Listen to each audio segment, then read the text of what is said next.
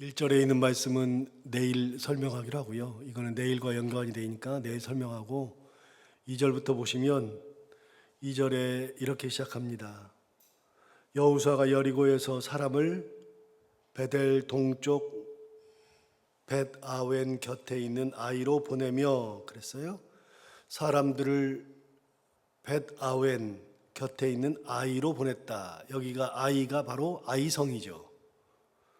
그래서 사람들을 아이성으로 보낸 겁니다. 이들이 누구냐?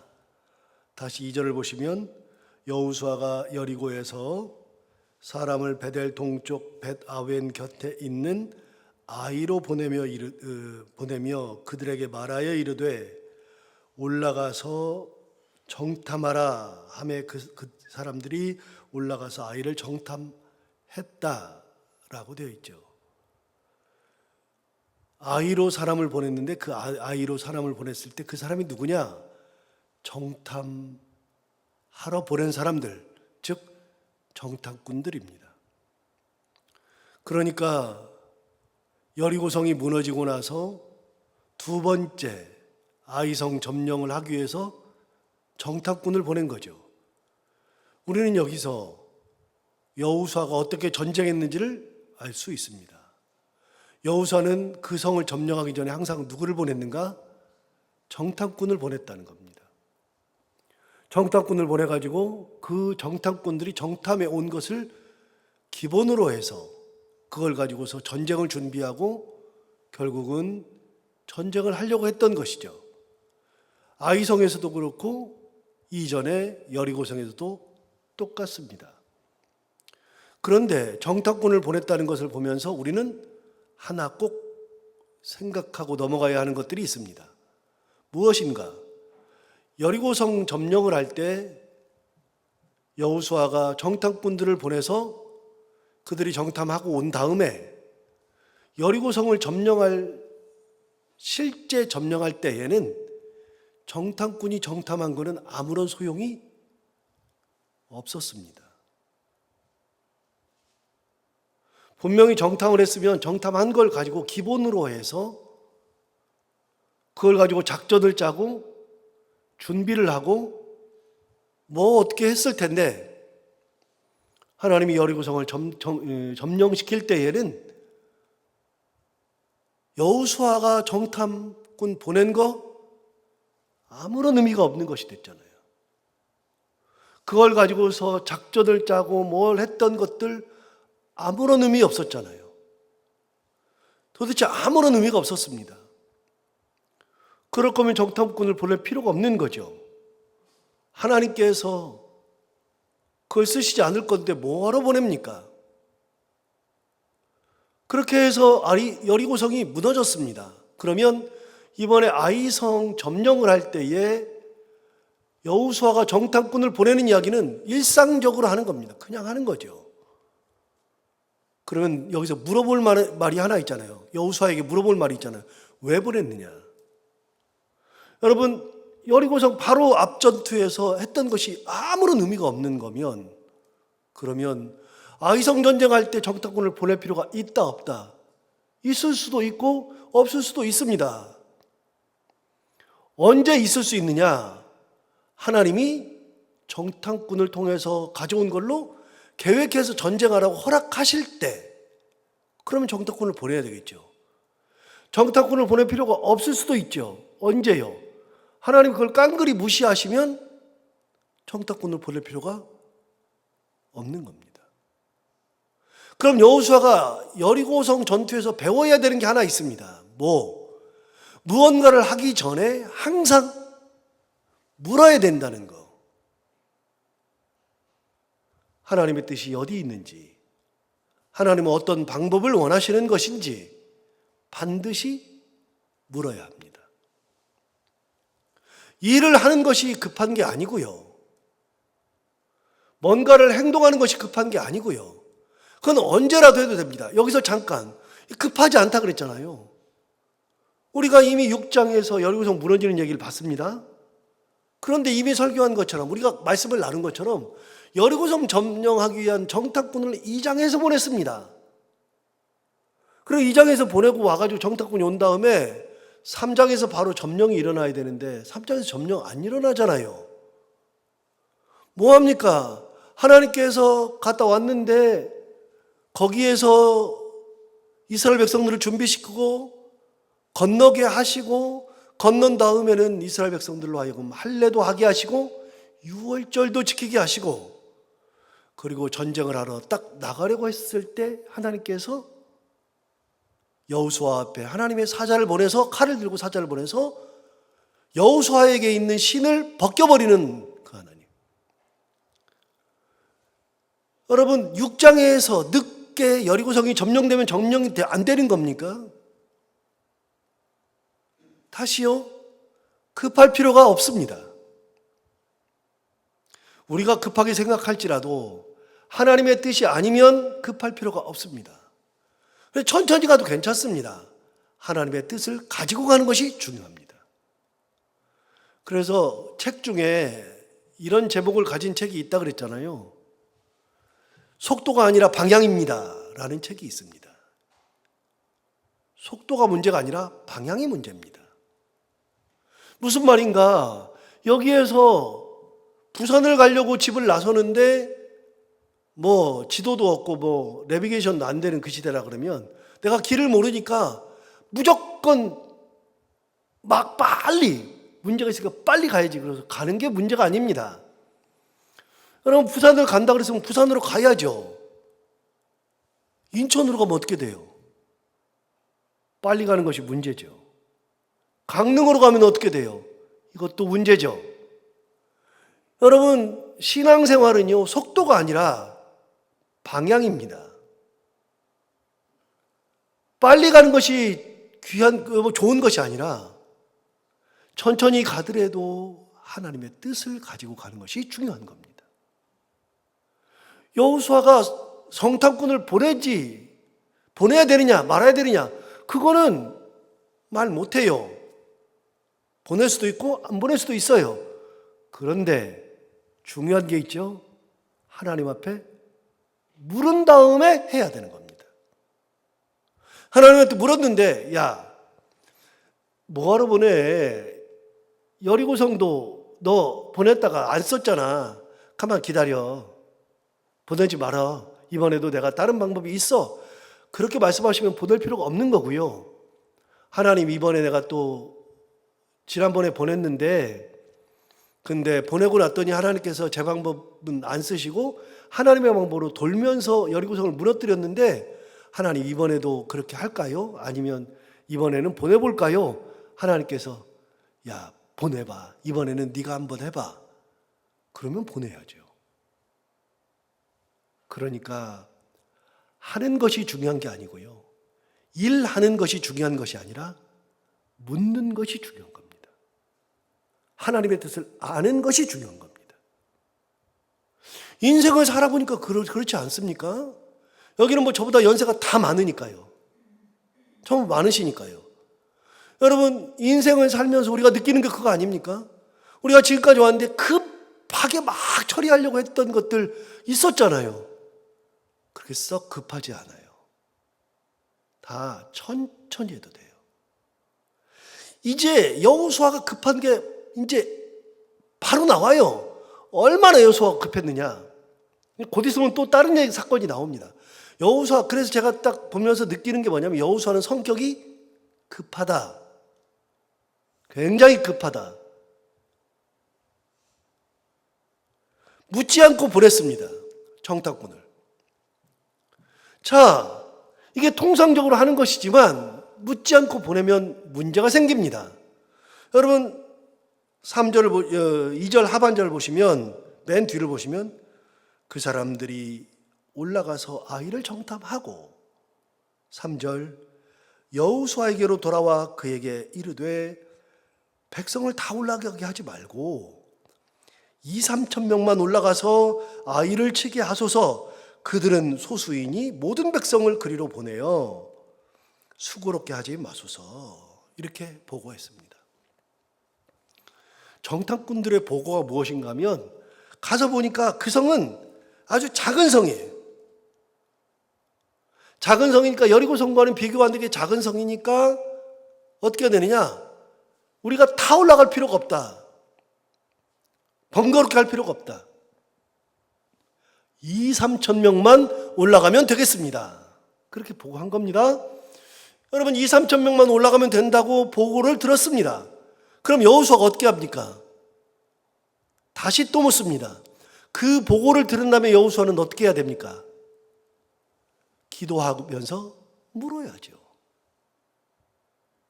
정탐꾼이 갔다 와서 한 얘기를 듣고 나서 또 여호수아가 해야 되는 방법은 묻는 겁니다. 여러분 그리스도인들은, 크리스찬들은 한없이 하나님 앞에 묻는 겁니다. 하나님의 방법을 묻는 겁니다. 하나님 어떻게 해야 됩니까? 그러니까 교회 일할 때도 마찬가지예요. 서두를 필요가 진짜 없고요. 막 할 필요가 없어요. 무슨 살아가면서 하는 것도요. 서두를 필요가 진짜 없어요. 천천히 하면 돼요. 만약에 그런 일이 있다 그러면 하나님 앞에 물어야죠. 하나님 이게 어떻게 된 겁니까? 어떻게 해야 됩니까? 응답이 없을 때는 어떻게 해요? 기다려야죠. 하나님 반드시 역사하시니까. 하다가 끝났으면 그 다음 또요. 또 물어야죠. 자, 2,3천 명만 올라가자 그랬습니다. 여호수아가 어떻게 대답하나 볼까요? 자, 4절. 백성 중 3천 명쯤 그리로 올라갔다가 아이 앞에서 도망했다. 하나님 앞에 묻는 장면 없죠? 그냥 3천 명만 올라갔다가 거기에서 아이 사람 앞에서 도망했다. 여러분 3천 명이 올라갔습니다. 여호수아가 얼마나 최선을 다했나 볼까요? 다시 3절로 올라가서 3절에서 이렇게 말했습니다. 여호수아에게로 돌아와 그에게 이르되 백성을 다 올라가게 하지 말고 몇 명이요? 2,3천 명만 올라가서 아이를 치게 하소서. 2,3천 명만 올라가게 하면 된다. 그들은 소수이니 모든 백성을 그리로 보내어 수고롭게 하지 마소서. 정탐꾼들의 보고는 딱 보니까 이 성은 작으니까 2,3천 명만 올라가면 된다라고 보고를 했습니다. 그래서 여호수아가 몇 명 보내요? 4절에 보면 백성 중에 3천 명쯤 그리로 올라갔다. 2,3천 명만 보내면 된다 그러니까 최대한 보낸 겁니다. 3천 명 보낸 겁니다. 여러분 3천 명 보냈어요. 최선을 다했죠. 그런데 빠졌어요. 여호수아가 지금 최선을 다하고 있죠. 그런데 빠졌어요. 정탐꾼을 보낼 때 한 가지가 빠졌죠. 다녀와서 보고 받았을 때 아이성을 치러 올라갈 때 한 가지가 또 빠졌죠. 다 하나님 앞에 묻는 것이 빠졌습니다. 조그만데 뭐 2,3천 명이면 된다. 그러면 3천 명 가. 그래서 3천 명 보냈는데 어떻게 됐는가? 이 아이 사람 앞에서 도망했는데 5절을 보실까요? 5절 보시면 이렇게 말합니다. 아이 사람이 그들을 몇 명 쳐 죽였어요?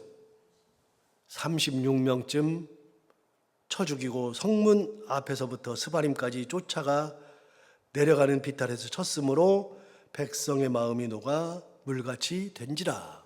자, 몇 명 죽었어요? 36명 죽었어요?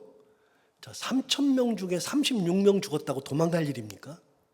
전쟁하면서. 저도 이제 군대에 있었으니까요. 여러분 36명, 3천 명 중에 36명 죽었다고 놀래가지고 도망갈 일은 아닙니다. 절대로 아닙니다. 근데 왜 도망가요? 왜요? 여러분 36명 죽는다고 해서 뭐가 표도 안 납니다. 3천 명 중에 전쟁하다가 죽을 수 있죠. 왜 도망갈까요? 비교해보면 여리고성을 무너뜨릴 때 이스라엘 사람들 몇 명 죽었습니까? 안 죽었습니다. 그 큰 성 무너질 때 한 명도 죽지 않았습니다. 그런데 여기서 36명이 죽었거든요. 여러분 생각해 보세요. 이게 가능한 얘기입니다. 왜냐하면 여러분 가가지고서 막 우리가 이길 것 같아요. 정도 조그매요. 조그만데 우리가 3천 명이나 갔어요. 그런데 갑자기 화살이 확 날라와서 내 옆에 사람이 확 화살 맞아서 죽었어요. 깜짝 놀랐어요. 그런데 옆에 사람 또 죽었어. 이거 못하겠다. 그러고서 도망가요. 한 명 도망가니까 옆에 있는 사람들이 또 도망가. 도망가기 시작하니까 뭔지도 모르고 막 도망가요. 여러분, 그래서 전쟁은 사기가 꺾이면 끝입니다. 사기가 꺾으면. 운동할 때도요, 사기가 꺾이면 끝입니다. 이길 수가 없습니다. 아니, 36명 죽었다고 이렇게 도망을 가느냐? 그런데 여러분 보세요. 5절 하반절 볼까요? 맨 뒤에 보시면 백성의 마음이 녹아 물같이 된지라. 이거 백성의 마음이 녹는다는 표현이 어딘가 나왔는데 어디 나왔을까요? 여러분 2장으로 가서 보실까요? 2장 바로 앞에 2장 가서 보시면 2장 9절부터에 의하면 기생 라합이 정탐꾼들의 하는 얘기가 나옵니다. 여러분 9절부터 11절까지가 기생 라합이 하는 얘기인데 이렇게 말했습니다. 말하되 여호와께서 이 땅을 너희에게 주신 줄을 내가 아노라. 우리가 너희를 심히 두려워하고 이 땅 주민들이 다 너희 앞에서 간담이 녹는다 이야기한 적이 있습니다. 11절 볼까요? 우리가 듣자 곧 마음이 녹았고. 자, 마음이 녹았대요. 본문으로 돌아올까요? 본문에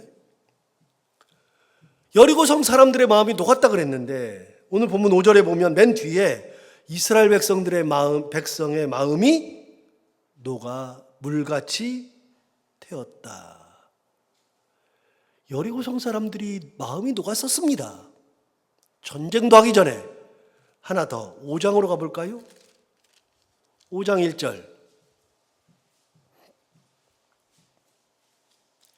여리고성을 점령하기 전에 요단강 건넜을 때 가나안 땅에 있는 왕들이 어땠느냐? 5장 1절. 이미 말씀드렸어요. 5장 1절. 요단 서쪽에 아모리 사람의 모든 왕들과 해변 가나안 사람의 모든 왕들이 여호와께서 요단물을 이스라엘 자손들 앞에서 말리시고 우리를 건너게 하셨음을 듣고 그다음 뭐라고요? 마음이 녹았다. 이거 마음이 녹았던 것은 다 누가 한 거예요? 이방인들이 녹은 겁니다. 하나님의 역사를 보고 이방인들이 마음이 녹은 겁니다. 2장 11절, 5장 1절 전부 다 마음이 녹았습니다. 하나님의 역사를 보고. 자, 2장 11절과 5장 1절은요 이스라엘 백성들이 한 게 뭐였어요? 없어요. 이스라엘 백성들이 뭘 했어요? 아무것도 한 게 없지. 아무것도 한 게 없는데 하나님의 역사로 마음이 녹았어요. 그런데 오늘 7장 5절에 거꾸로 이스라엘 백성의 마음이 녹아 물같이 되었다라고 되어 있죠. 이제는 거꾸로 이스라엘 백성들의 마음이 녹았습니다. 왜요? 아이성에서 36명 죽었거든요. 도망가거든요. 막 도망가는 겁니다. 그때 마음이 녹았습니다. 왜 도망가요? 이유는 간단합니다. 하나님 앞에 묻지 않았기 때문에 그렇습니다. 하나님의 은혜가 없이 행동했기 때문에 그런 겁니다. 우리가 하나님의 은혜 없이 행동하다가 이런 일들은 얼마든지 당합니다. 될 것 같거든요. 충분히 할 것 같거든요. 지금 하면은 막 돈을 딸 것 같거든요. 안 된다니까요. 그렇다고 안 된다니까. 지금 하면 내가 이길 것 같거든요. 지금 하면 뭔가 할 수 있을 것 같거든요. 막 하는데 안 되는 겁니다. 여러분, 그리스도인들은 자신 있다고 하는 게 아니라 항상 하나님 앞에 묻기부터 해야 되는 겁니다. 자, 그렇게 36명이 죽는다고 다 도망 나왔습니다. 6절 볼까요? 드디어 이제 어떻게 하나 볼까요? 6절. 여호수아가 옷을 찢고 이스라엘 장로들과 함께 여호와의 궤갑 앞에서 땅에 엎드려 머리에 티끌을 뒤집어 쓰고 저물도록 있다가 이르되 그랬어요. 드디어 여호수아가 어떻게 했습니까? 그런 일이 있고 난 다음에 완전히 다 도망하고 패전한 다음에 그때서야 비로소 여호수아가 옷을 찢고 이스라엘 장로들과 함께 여호와의 궤 앞에서 땅에 엎드려서 머리에 티끌을 뒤집어 쓰고 저물도록 아침부터 저녁까지 있다가 7절에 드디어 기도하는 장면이 나옵니다. 이르되 슬프도소이다 주 여호와여. 이제 드디어 묻습니다. 굉장히 늦었죠. 늦었지만 지금이라도 기도하면 됩니다. 여러분, 늦은 것이 없습니다. 앞에서 일찍 했으면 좋지만 늦은 것도 괜찮습니다. 그때라도 무릎 꿇고 기도하면 하나님의 역사를 발견할 수 있습니다. 그렇게 하나님 앞에 슬프도소이다 주 여호와여 그러면서 기도하는데 원망 섞인 기도를 막 합니다. 이 여호수아가 원망을 엄청 합니다. 어떻게 원망하나 볼까요? 7절 이르되 슬프도소이다 주 여호와여 어찌하여 이 백성을 인도하여 요단을 건너게 하시고 우리를 아모리 사람의 손에 넘겨 멸망시키려 하셨나이까. 여러분, 여호수아가 뭐라 그래요? 왜 우리를 이 요단강 건너가지고 여기서 우리를 멸망시키려고 합니까? 하나님이 자기를 멸망시킨다고 말하고 있죠. 왜 건너게 했냐고 묻는 거죠. 자기 생각은 안 해요. 자기는 돌아보지 않아요. 현상을 보고, 아니 안 건넜으면 좋은데 왜 건너게 해가지고 여기서 이렇게 패망하게 합니까? 원망 실컷 합니다. 7절 하반절 우리가 요단 저쪽을 만족하게 여겨 거주하였다면 좋을 뻔하였나이다. 차라리 요단강 건너지 않고 저쪽에서 그냥 만족하게 여기서 거기서 살았으면 하나님 좋았을 텐데 왜 건너게 하셨어요? 하나님 원망하죠. 내가 잘못한 것은 안 보이고 하나님 원망하죠. 8절 보시면 이렇게 말합니다. 주여 이스라엘이 그의 원수들 앞에서 돌아섰으니 내가 무슨 말을 하오리까? 하나님 우리가 졌는데 내가 뭔 말을 해요? 하나님 뭐예요 이게? 그러면서 하나님께 원망하죠. 9절 보실까요? 가나안 사람과 이 땅의 모든 사람들이 듣고, 자 우리가 진 거 가나안 사람들이 이 땅의 모든 사람들이 다 들을 거 아니겠습니까? 가나안 사람과 이 땅의 모든 사람들이 듣고 우리를 둘러싸고 우리 이름을 세상에서 끊으리니 주의 크신 이름을 위하여 어떻게 하시려 하나이까. 가나안 사람들이 듣고서 우리의 이름을 없앨 겁니다. 다들 우리를 비웃고 없애버릴 겁니다. 하나님 이제 어떡할 겁니까? 물은 겁니다. 그러니까 이 여호수아의 기도가 자기를 돌아보고 하나님 제가 잘못했습니다. 어떻게 해야 되는 이렇게 해야 되는데 그러지 못했습니다. 자기를 돌아보는 기도를 하는 것이 아니라 어떤 기도요? 원망 섞인 기도. 그런데 여러분 중요한 게 있습니다. 원망 섞인 기도라도 기도해야 합니다. 그래야 깨닫습니다. 저도 기도해 보니까요. 처음에는 다 원망이에요. 처음에는 다 원망. 이게 뭡니까? 왜 그렇습니까? 내가 무슨 죄를 지었습니까? 도대체 내가 하나님 앞에 무슨 죄를 지었길래 그렇습니까? 하나님 뭡니까? 도대체 왜 그렇습니까? 라고 우리는 따져 묻는 기도를 주로 합니다. 그러나 그렇게라도 기도의 자리를 지키는 것이 중요합니다. 그래야 깨닫습니다. 하나님 그때라도 응답하시기 때문에. 그래서 기도는 늦은 것이 없습니다. 어떤 상황에서의 기도라도 늦은 것이 없습니다. 이렇게 엎드렸더니 10절에 하나님 묻잖아요. 뭐라고 해요? 여호와께서 여호수아에게 이르시되 일어나라. 어찌하여 이렇게 엎드렸느냐. 하나님 말씀하시기 시작합니다. 그래서 이 말씀은 하나님의 말씀은 이제 내일 듣기로 하고요. 오늘 여호수아가 뭘 잘못했는지가 분명해지죠. 묻지 않고 행동하는 거. 그러면 100% 탈이 납니다. 하나님의 은혜를 먼저 힘입고 그때 움직이고 그때 행동하고 그렇게 하나님의 은혜를 먼저 머금고 우리가 살아가는 귀한 삶을 살아가는 우리 모두가 다 되기를 바랍니다. 기도하겠습니다.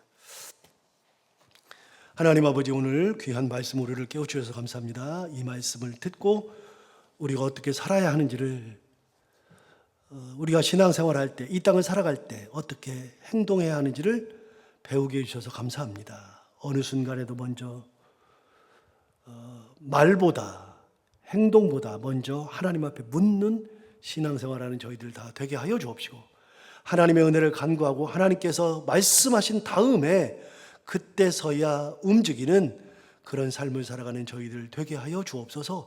늦었다 할지라도 그때라도 하나님 앞에 묻게 하시고 하나님의 은혜를 항상 충만히 머금고 하나님의 음성을 들은 후에 확신을 가진 후에 움직이고 하나님의 말씀 가운데 살아가는 저희들 모두가 다 되게 하여 주옵소서. 여호수아와 같은 그런 우를 범하지 않게 하여 주옵시고 끝까지 하나님만 의지하며 살아가는 저희들이라 되게 하여 주옵소서. 오늘도 하루 살아갈 때 이 말씀을 기억하며 이 말씀이 우리 가운데 힘이 되기를 원하오고 또 기도하러 나온 사랑하는 모든 분들 한 분 한 분의 기도를 다 들어 응답해 주시기 원하며 오늘 또 하루를 살아갈 때 해야 되는 것들 기쁨으로 잘 감당하게 하시고 만나는 분들이 누구든지 그들과 함께 웃고 행복한 하루를 보내는 귀한 하루 되게 하여 주옵소서. 예수님 이름으로 기도하옵나이다.